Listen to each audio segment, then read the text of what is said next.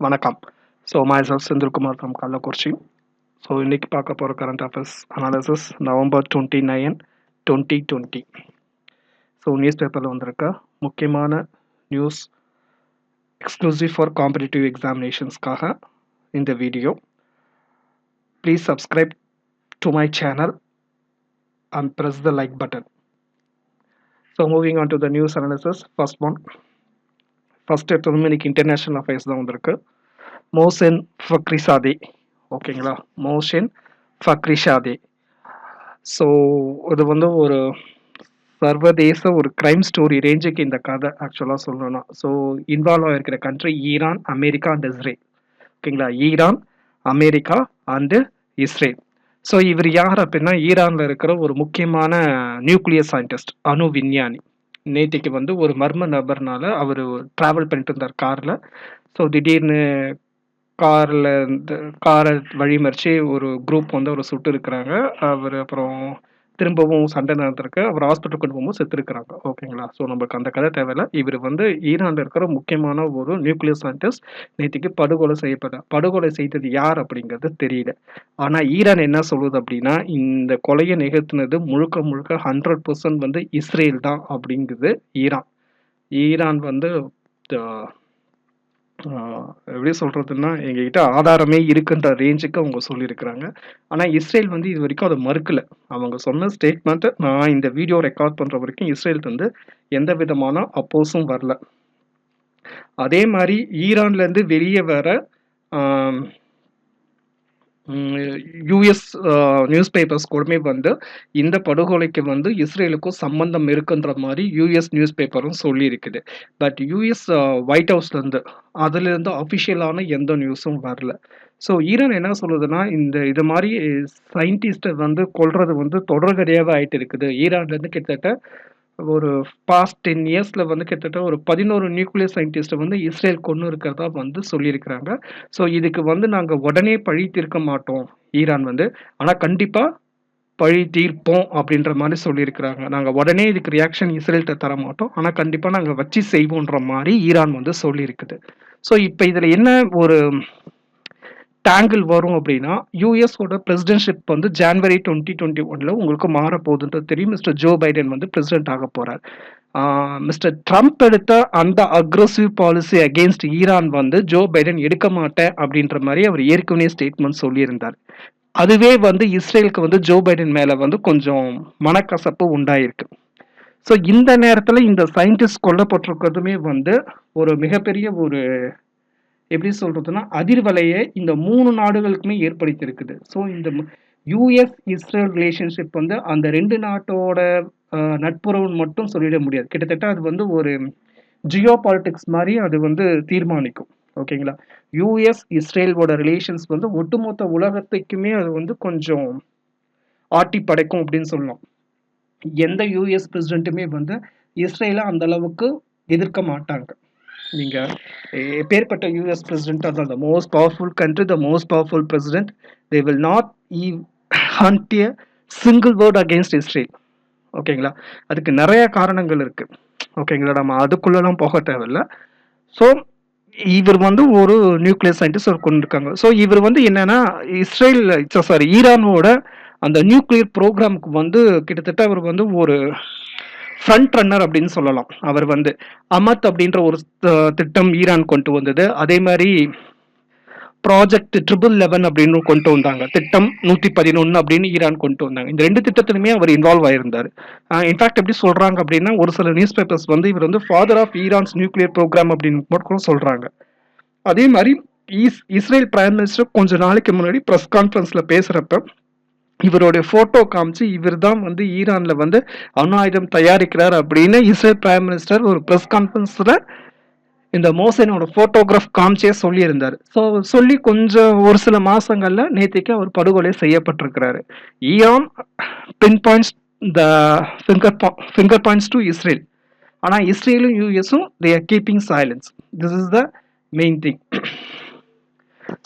Mohsen Fakhrizadeh அப்படிங்கிறவர் ஈரானோட அணு விஞ்ஞானி படுகொலை செய்யப்பட்டார். அவ்வளவுதான் இதுல இருந்து நம்ம தெரிஞ்சுக்க வேண்டிய நியூஸ் இதுதான்.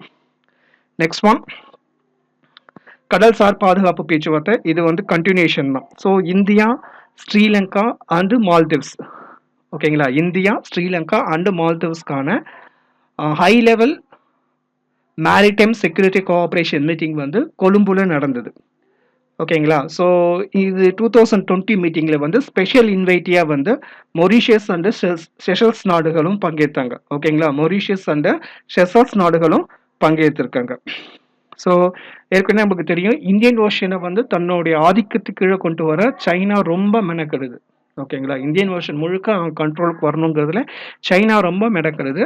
ஸோ அந்த டைம்ல வந்து இந்த மீட்டிங் நடந்திருக்கிறது வந்து ரொம்ப கூர்ந்து கவனிக்கப்படுது. சைனா வந்து இந்த மீட்டிங்கை ரொம்ப கூர்ந்து வாட்ச் பண்றாங்க. அதே மாதிரி ஒரு டிஃபென்ஸ் பேக்ட், யூஎஸ்க்கும் மாலத்தீவுக்கும் ஒரு டிஃபென்ஸ் பேக்ட் சைன் ஆகி 1 மாசத்துக்குள்ள இந்த மீட்டிங் நடக்கிறத யூஎஸும் கூர்ந்து கவனிக்குது.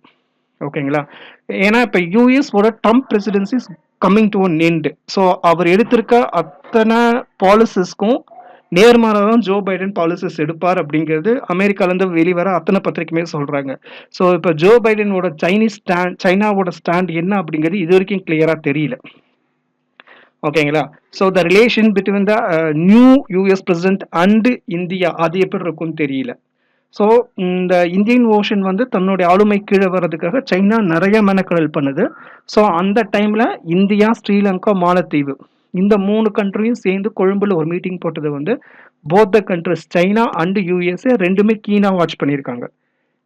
இந்த மீட்டிங் வந்து 6 வருஷத்துக்கு அப்புறம் நடக்குது. கடைசியா வந்து டெல்லியில 2014 இதே மாதிரி இந்தியா, ஸ்ரீலங்கா அண்ட் மாலத்தீவு மீட்டிங் நடந்தது. அதுக்கப்புறம் 6 வருஷம் கழிச்சு கொழும்புல நேத்திக்கு நடந்து முடிஞ்சிருக்கு. இதுல வந்து இந்தியா சார்பா தேசிய பாதுகாப்பு ஆலோசகர் அஜித் தோவல் கலந்துகிட்டாரு. ஓகேங்களா, இந்தியா சார்பா NSA national security advisor mister Ajit Doval கலந்துகிட்டாரு. ஸோ அவங்க ஜென்ரலா மீட்டிங் முடிஞ்சதுக்கு அப்புறம் சொன்னது வந்து இந்தியன் ஓஷன்ல இருக்கிற பாதுகாப்பை பத்தி நாங்க பேசணும், விவாதிச்சோம் அப்படின்ற மாதிரி சொல்றாங்க. ஓகேங்களா, இந்தியன் ஓஷன்ல இருக்கிற பாதுகாப்பை பத்தி பேசணும் அப்படின்னு சொல்றாங்க. ஸோ இந்தியாவின் சார்பில் தேசிய பாதுகாப்பு ஆலோசகர் திரு அஜித் தோவல் கலந்துகிட்டார். ஸோ இங்கிலீஷ்ல சொல்லணும் அப்படின்னா 4th national security advisor level trilateral maritime security cooperation. ஓகேங்களா, ஸோ தமிழ்ல கடல்சார் பாதுகாப்பு பேச்சுவார்த்தை. So participating countries India, Sri Lanka and Maldives held in கொழும்புல நடைபெற்றது. Special invitees Mauritius and Seychelles. Moving on to next one-liners. So Sastra deemed university தஞ்சாவூர்ல இருக்குது. ஸோ அவங்க வந்து சோ ராமசாமி, மறைந்த துக்ளக் பத்திரிகையாளர், பொலிட்டிக்கல் அனலைசர், ஓகேங்களா, of course actor cum everything, அவர் சார்பில் ஒரு சேர் ஆரம்பிச்சிருக்காங்க. Cho S Ramaswamy chair on public policy.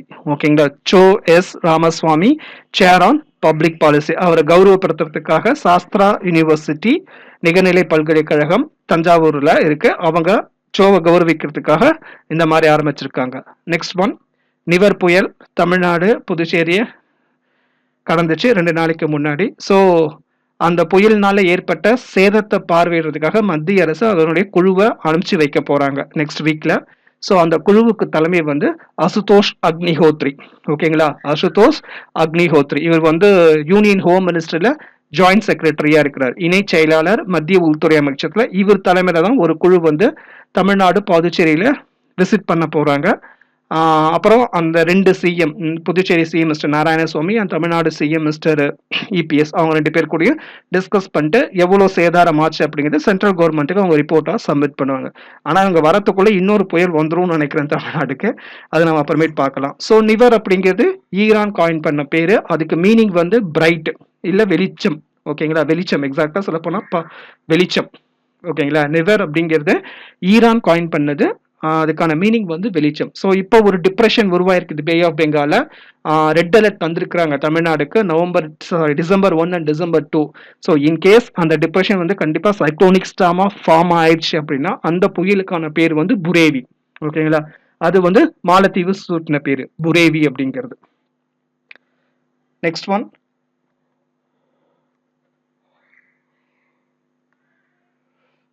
So world economic forum வந்து இந்தியா வந்து வேர்ல்டுலே 5th best destination natural heritage index அப்படின்னு சொல்லியிருக்கிறாங்க. ஓகேங்களா?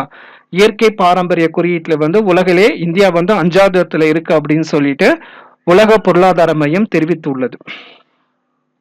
Next one, SIDBI small industries development bank of India. அவங்க வந்து தமிழ்நாடு கவர்மெண்ட் கூட ஒரு MOU சைன் பண்ணியிருக்காங்க. எதுக்கு அப்படின்னா மாநிலத்தில் இருக்கிற MSME, அதாவது micro small and medium enterprises, அதாவது குறு சிறு மற்றும் நடுத்தர நிறுவனங்கள். ஓகேங்களா? குறு சிறு மற்றும் நடுத்தர நிறுவனங்களை மேம்படுத்துறதுக்காக சிட்பி வந்து தமிழ்நாடு அரசாங்கத்தோட ஒரு புரிந்துணர்வு ஒப்பந்தம் செய்திருக்கிறாங்க.